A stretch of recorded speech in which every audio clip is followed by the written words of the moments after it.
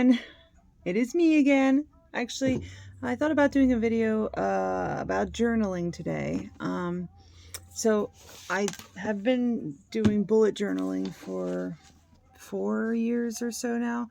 I am about to retire the journal I used in 2023. This is my journal. It is a bit overloaded right now. I have it extensively filled from cover to cover. So every year, my husband for Christmas gets me a new journal. I use Archer and Olive. They're my favorite journal. So stick with what you know.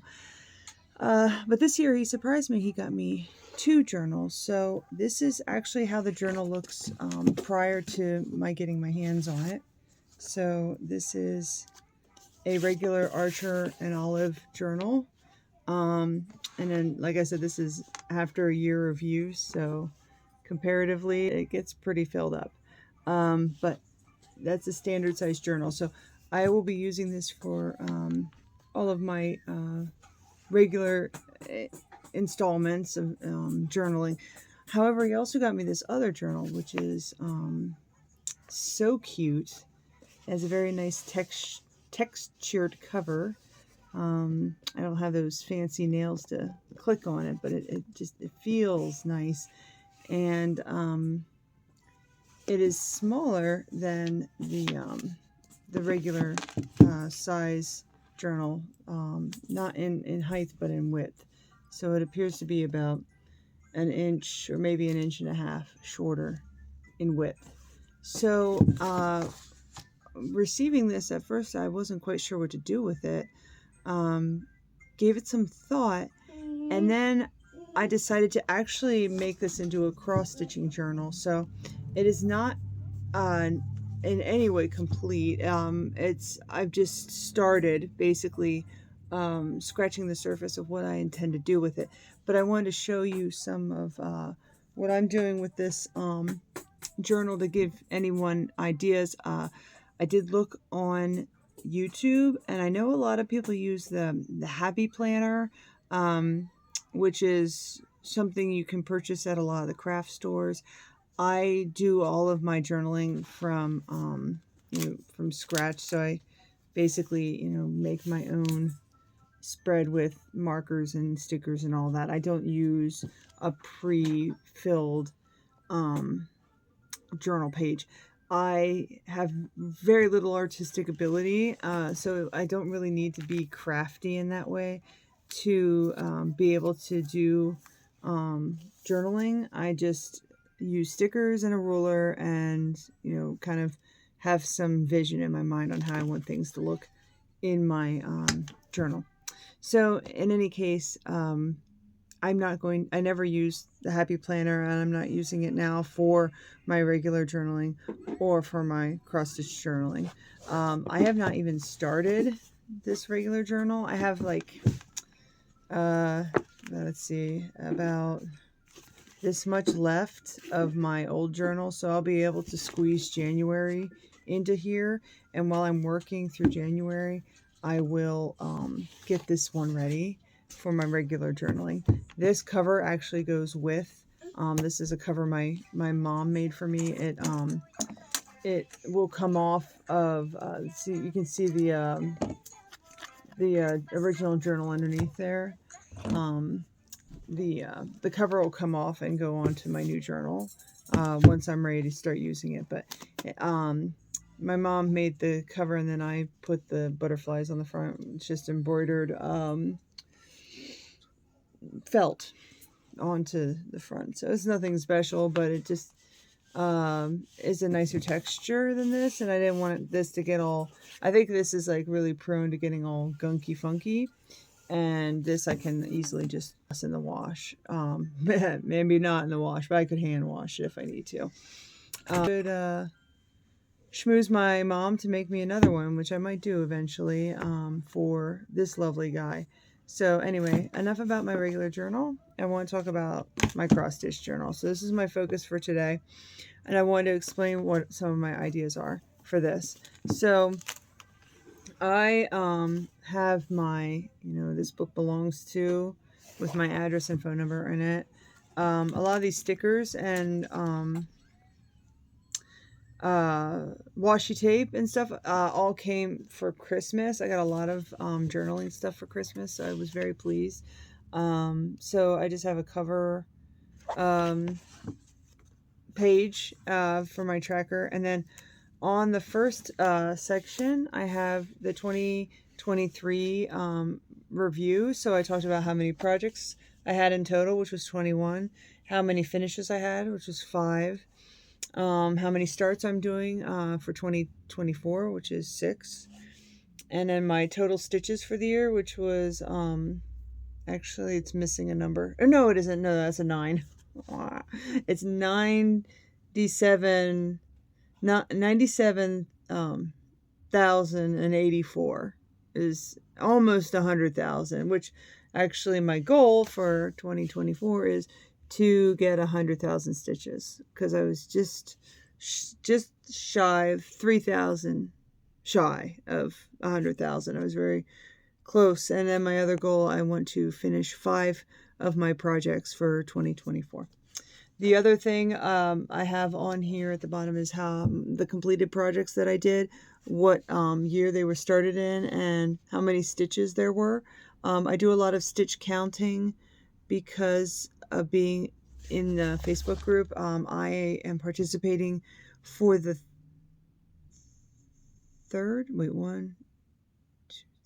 the 4th year. I'm participating in No New Starts, which is a Facebook group where you only start your cross stitch projects at the end of the year, and then those projects carry you through the year, so you start nothing new for the duration of the year. It's to try to encourage you to work on your works in progress instead of starting new ones. So the funny thing is, I picked up cross stitching I think the year before I got involved in No New Starts. So pretty much the duration of my cross stitching interest has been while I was in this Facebook group. So the way that I do things is this is how I'll probably always do them. I'm just used to doing it this way. This is kind of how I started out. So it really is not even a challenge for me to wait all year. I've kind of gotten used to the habit of just kind of making a set of things that I'm interested in, and then at the end of the year I review all the patterns that I might consider, and then I make a decision on what I want to start for next year. And I've just been doing it so long that way that I don't even really think that it's that difficult to do. But I do have a section here for project ideas for 2025. So if I do encounter things, quite often I encounter them in the No New Starts group. I see other people's projects and I like some of the ideas that they have, and then I acquire those projects to do for next year. Oh, by the way, my shirt here, I don't know if you saw it, my friend made this for me. It says, "I cross stitch because stabbing people is frowned upon." So my next section is the monthly focus works in progress. This is just for the Facebook group I'm in. They spend 1 week a month with focus project. So for that 1 week, you're supposed to just stitch on that one project, and that's kind of what I'm doing this for. So for 1 week each month, I focus mainly on just one project. I have listed here the projects I want to focus on for that month. So that just allows you to, really pound out as much work as you can on one section to try to get this stuff, finished, which is always our goal. So that's what this is for. It's tentative. I can, whiteout exists. I can always change it, but that's kind of planned out for the year for now. And then this is just the cover page for my works in progress. And this is an area that I know some of people have made binders for this or different styles of storing your data for all your works in progress. I've never done this before. This is my first time tracking each individual work in progress, but I think it's going to be fun to, and also better to keep track of, because right now all this information, the only place I have it stored is in the folder of my photo progress on the No New Starts Facebook group.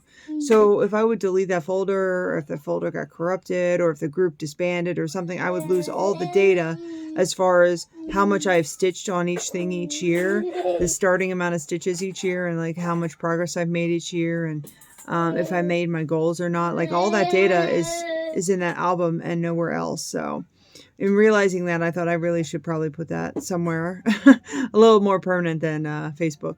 So I have not in any means finished this. I'm only like maybe 10% started. But I do have kind of an idea to give you a sense of what it looks like. So this is like the first page. So right here I have the a photo of the current progress that I've made on this particular, this is Bedtime Stories. I have the author here, Chris Dunn, where I purchased it through, and then what year I started it, year and month of starting it. And then I show how much I've done as far as stitching each year. And then since I'm, in 2024, I've put my goal for 2024, and then from this point forward, I'll continue on with my goals. My intention is for this to last me at least 5 years. So this journal will specifically, it's set up that I can continue to use it for 5 years and continue to work off of these pages for 5 years. So that being said, I'm going to have a row going down with each year showing my completed stitches for the year, and then my goal for that year. Sorry about my son. Lincoln. He's a happy baby. What can I say? He's happy.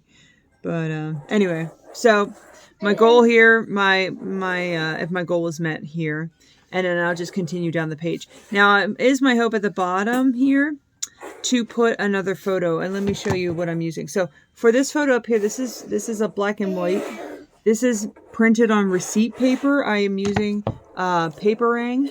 This is my Paperang. This is actually not a camera. It looks like a camera. It's just a printer. So if anyone's never seen this before, it's literally a printer. But it prints on receipt paper, like receipts that you get from the grocery store and stuff. It's heat that makes the receipt that prints out the amounts and everything, and your total and everything on a receipt. It's done with a heated, device. I don't know how else to word it, but so this Paperang does the same thing, but instead of making a receipt, it prints out either photos or text. Like I have this here. That text was also printed on the Paperang. But I use this because this receipt paper is cheap as dirt. It's disposable, easily disposable. Because my intention is, I had these little stickers here to kind of hold this in place, but it's only kind of minimally pasted here. And then at the end of 2024, I'm going to go in and scrape all these off and then put a fresh progress sticker on here. So every year this will be updated. And then as far as at the bottom, my lovely daughter, my oldest daughter, I mentioned her in my last video. She's 22. She'll be 23 next week. So how time flies. But anyway, she got me this for Christmas. I haven't even opened it. I'm so intimidated by it, but it looks so snazzy.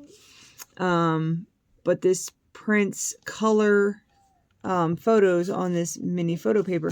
She got me the case, this lovely case to go with it. I love little doodaddy gadgets and little doodaddy cases, so I'm really excited.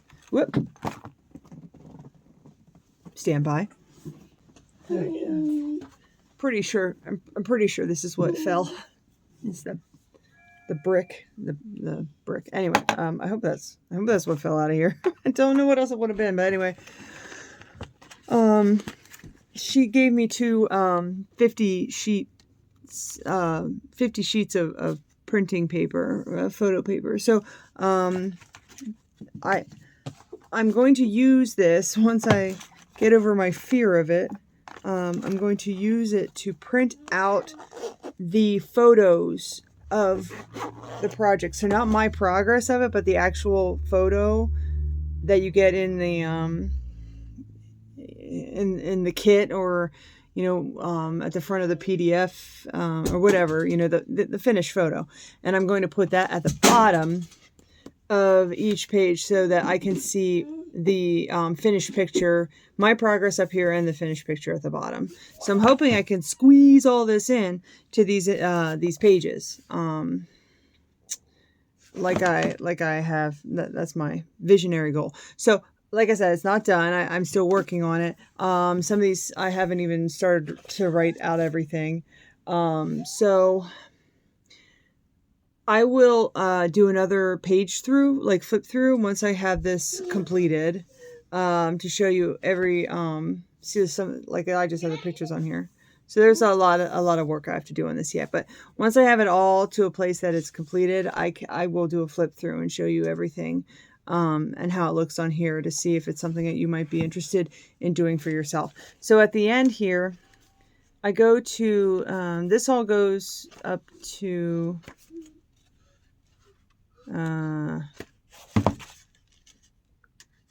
is this the last page? Yeah, this is the last page of my current works in progress. And then I have a couple pages here. So I have, I think, 10-15 pages here to allow me to add additional works in progress.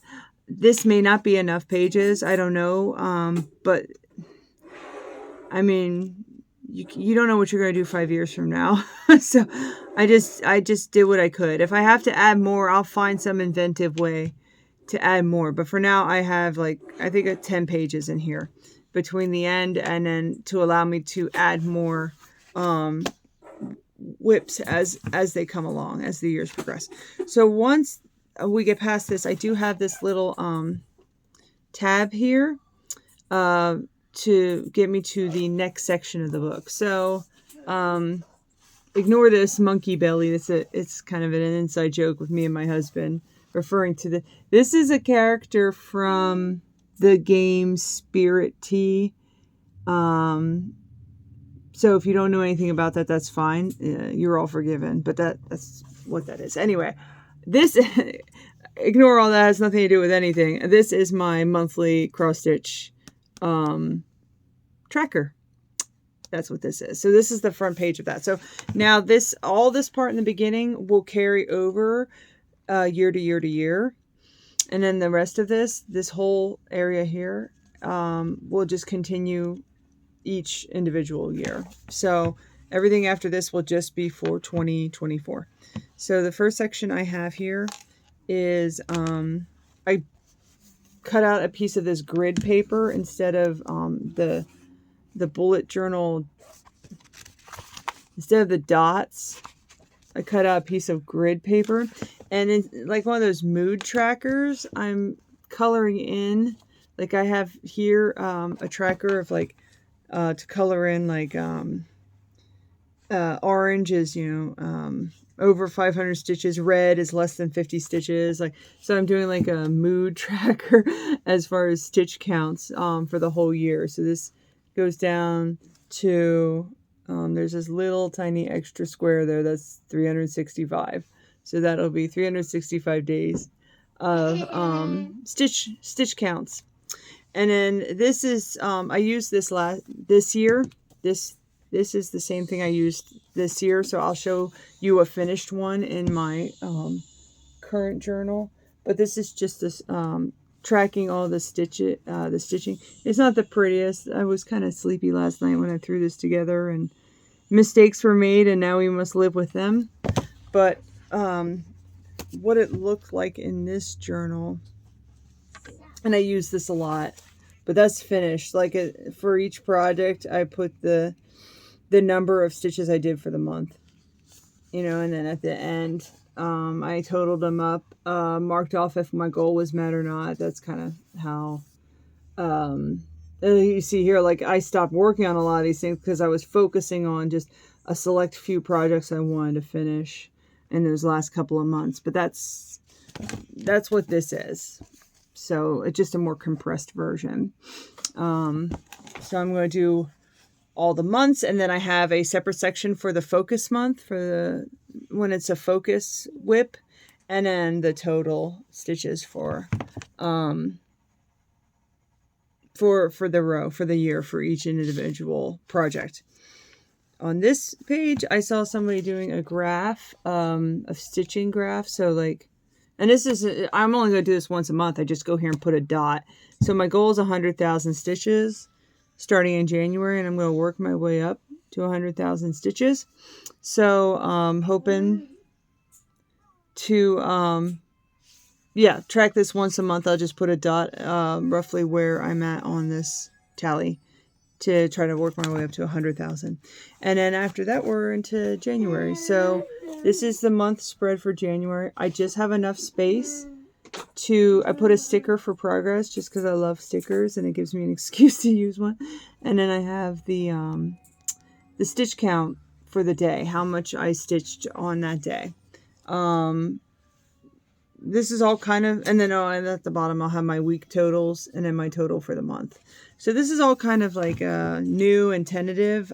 This is the first time I've made a cross stitch tracker that's just on its own and not with the rest of the journal. So after January, I have in here some stuff that's specifically related to the activity I'm doing for my Facebook group right now. We're on this cruise as a part of our road trip that we're taking. So this is some of the events with the cruise, and I just put this together today, so I haven't labeled it or decorated it or anything. So there might be a couple things I put in here specifically for the month of January in my cross stitching, and then I'll transition over to February whenever I've done working through activities. So everything in here for this month is specifically going to be whatever we work on in my cross stitching projects. So none of this has anything to do with a real life where I can't stab people. In my old journal, the stuff that I included, some of it seemed kind of redundant after the fact. Again, it was the first time I included anything in my journal. But I showed you this, the cross stitch tracker for each project. And then I had a list here of my goals, like what each of my goals were for the projects and if I made those goals. But then I also had this section for focus projects and the goal for the focus project, and then if I made that goal. So it seemed kind of redundant, and I ended up not really using this at all. And not really using the focus project in the beginning. I didn't use that much at all either. Mostly what I used was this, definitely used, and then this to track how many stitches I did each month till I got to the very end to realize I did not hit 100,000.